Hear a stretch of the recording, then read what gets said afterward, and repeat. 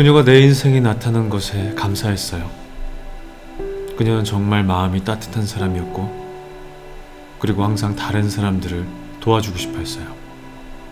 그녀는 아이들에게 좋은 엄마였어요. 이렇게 다른 사람들에게 도움을 많이 주고 항상 친절했던 그녀. 항상 밝고 아름답고, 그리고 항상 많은 친구들과 잘 어울렸다던 그녀. 어쩌다 그녀는 토막살인 사건의 주인공이 되었을까요? 오늘은 세간에 엄청난 이슈가 되었던 28세의 홍콩의 유명 모델이자 인플루언서였던 애비 초이 살인사건에 대해 이야기해보려 합니다. 애비 초이는 홍콩에서 부유한 집안에서 태어나 정말 행복한 가정 아래서 자랐습니다. 그녀의 가족에 대한 정보는 크게 없었지만 그녀의 어머니가 중국 틱톡에 올린 영상들로 보아 정말 부유한 집에서 자랐다는 것을 알 수가 있습니다. 그녀가 18세가 되던 해에 일찍이 알렉스 콩과 결혼을 하게 됩니다. 둘은 수라에 2명의 자녀가 있었고, 자세한 이유는 밝혀지지 않았지만 둘은 이혼을 하게 됩니다. 이혼 후에도 애비 초이는 전 남편의 가족과 전 남편과도 우호적인 관계로 지내왔습니다. 그녀는 전 남편의 형인 안토니 콩과 함께 식당 체인 사업을 하기도 하며 그 형에게 운전기사를 시켜주기도 했습니다.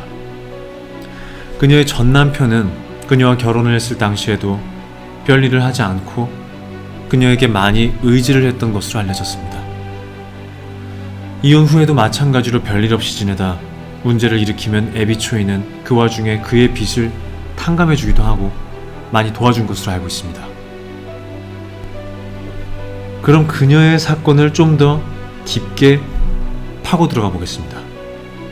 현재 그녀를 죽인 용의자로 잡힌 사람은 총 5명. 과연 이 용의자들은 누구였을까요? 바로 그녀의 전 시아버지, 시어머니, 전 남편의 형과 그리고 전 남편, 그리고 전 시아버지의 내연녀.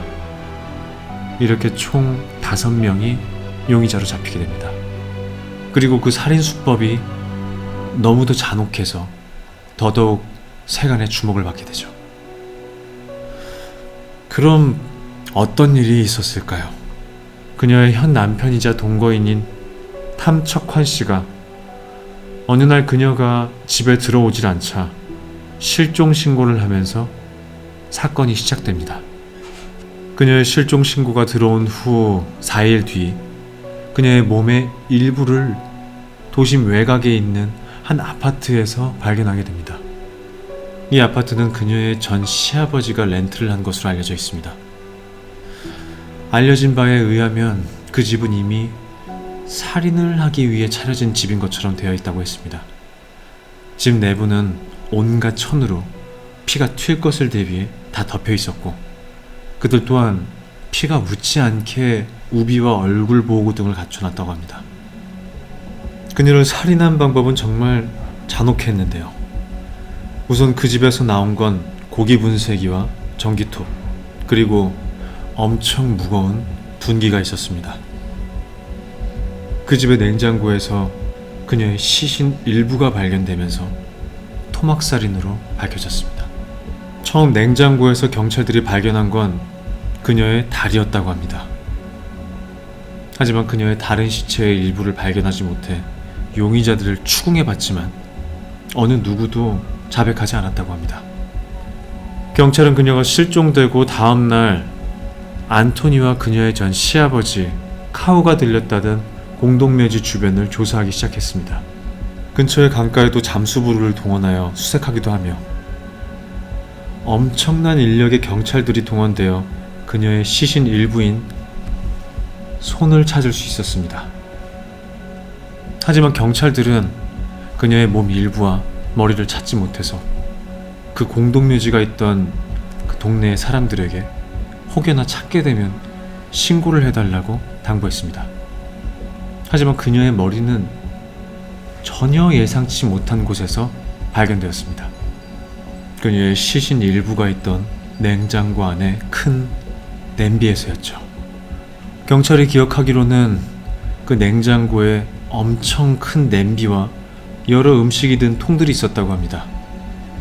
느낌이 이상했던 경찰이 냄비 뚜껑을 열었을 때 그냥 야채가 든 스프처럼 보였다고 합니다. 근데 그 스프에 든 고기가 왠지 사람의 살점처럼 보였다고 합니다. 그래서 경찰은 그 스프를 조사하게 되고 그곳에서 그녀의 두개골과 갈비뼈가 발견됩니다. 그렇습니다. 이 사람들은 고기 분쇄기와 전기톱으로 그녀를 자르고 갈았던 겁니다. 정말 잔혹한 사건이죠. 그녀의 두개골은 마치 엄청난 둔기로 맞은 흔적이 있었다고 합니다. 그리하여 애비 초이의 용의자로 의심된 사람은 그녀의 전 남편의 형인 안토니였습니다. 애비 초이 딸의 학교를 항상 도와줬던 안토니가 그날은 그녀의 딸을 픽업하러 가지 않았기 때문이죠. 대신 안토니는 애비를 7인승 승합차에 태웠습니다. 그리고 그곳에서 그녀를 둔기로 내려쳤습니다. 그녀의 피가 승합차에서 발견되었기 때문이죠. 이 가족들은 자신들이 애비 초이를 죽인 그곳에서 검거가 됩니다. 경찰들이 들이닥쳤을 때 그곳에서는 전 시아버지, 시어머니 그리고 전 남편의 형인 안토니가 있었다고 합니다. 그럼 전 남편은 어디에 있었을까요? 결국 용의자는 그녀의 전 시댁 식구가 모두 연루되어 있었습니다. 그럼 이 시댁 식구들은 어쩌다 이렇게 잔인하게 그녀를 살해하게 되었을까요? 우선 이 식구들에 대해서 살펴보겠습니다. 그녀의 전 시아버지인 권 씨는 전직 경찰이었습니다. 하지만 그는 2005년 불명예 퇴직을 당하게 됩니다. 그는 경찰이었을 당시 많은 여성들과 여성 죄수들을 성추행해왔다고 알려졌습니다. 그녀의 전 시어머니 역시 진작에 파산 신청을 하여 그녀가 용돈을 종종 챙겨준 것으로 알려졌습니다. 그녀의 전 시아주버니인 안토니 또한 별 능력은 없었으나 애비와도 워낙 잘 지내왔던 사이였던지라 그녀와 함께 팬케이크 체인 사업도 같이 하며 운전기사 일도 했다고 합니다. 그리고 그녀의 전 남편인 알렉스는 일이 없이 항상 그녀에게 의지를 해왔다고 합니다. 그녀와 이혼 후에는 금투자로 사기를 치다가 결국 사기죄로 잡혀가기도 했다고 합니다. 그럼에도 불구하고 그녀는 이혼 후에도 전 시가족을 항상 챙겨왔습니다. 하지만 호의가 계속되면 권리인 줄 안다고 생각했던가요? 결국 원인은 돈 문제였다고 합니다. 애비는 시아버지 명의로 홍콩의 엄청 부유한 지역에 약 60평대의 아파트를 구매하게 됩니다. 그것도 약 100억이 넘는 그런 아파트를 그녀는 일시불로 사게 됐는데요. 그녀가 전 시아버지 명의로 그런 아파트를 구매하게 된 계기는 인지세를 아끼기 위해서였다고 합니다. 그리고 그 호화스러운 아파트에 그녀의 전 남편과 아이 둘 그리고 전 시댁 식구들이 살 수 있도록 했습니다. 하지만 문제는 그녀가 그 아파트를 팔기 위해 내놓으면서 생겼습니다. 홍콩에서는 명의가 다른 사람이어도 돈을 낸 사람이 본인이라고 입증이 되면 그 아파트에 대한 권한을 가지고 있을 수 있다고 합니다. 그녀가 어떤 이유로 그 아파트를 내놓았는지 밝혀지지 않았지만 그 아파트를 팔려고 하면서 전 시아버지와 분쟁이 오간 것으로 알려졌습니다. 경찰들은 이번 살인사건에 정말 철저하게 설계된 살인사건이라고도 했습니다. 우선 전 시아버지의 내연녀가 외곽에 아파트 렌트하는 것을 도와주기도 했으며 그녀의 전 남편이 밀항하기 전까지 자신의 집에 머물 수 있도록 도와주기도 했다고 합니다. 결국 그녀의 전 남편도 밀항하기 위해 항구로 가던 중에 잡히고 그를 도와주던 친구들 역시 잡히고 말았습니다. 홍콩 법에 따라 살인죄로 시댁 식구들은 종신형을 피할 수 없다고 합니다.